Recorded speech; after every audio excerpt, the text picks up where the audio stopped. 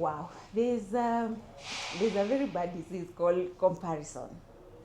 You see, most of the time you find people feeling bad and even jealous and envious because someone you know, even siblings, it happens even with siblings, not just friends. They are doing better, doing what they have been called to do, and you feel like they are exceeding you. And then you find yourself being jealous and envious, but yet you are doing so well and succeeding in what God has called you to do. You see the irony of this thing. You're succeeding in what God has called you to do. Somebody else is succeeding in what God has called them to do. Why are you comparing? Why are you comparing yourself with them? What is the pass mark of success?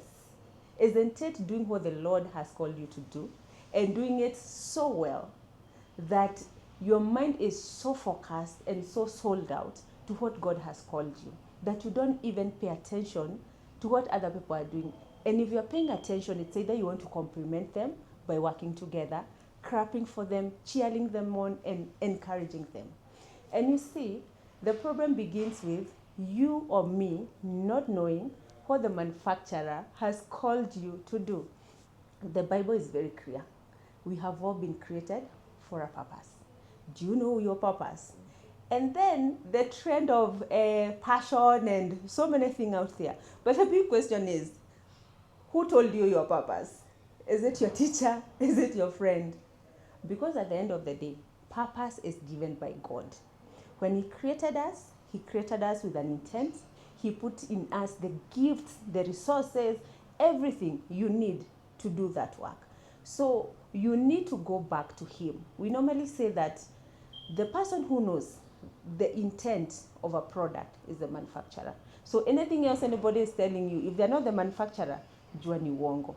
Just go back to the manufacturer. Ask him, why am I here? What am I meant to accomplish? And you know, when you find that thing, interesting thing is first distractions, the end. You're not all over the place.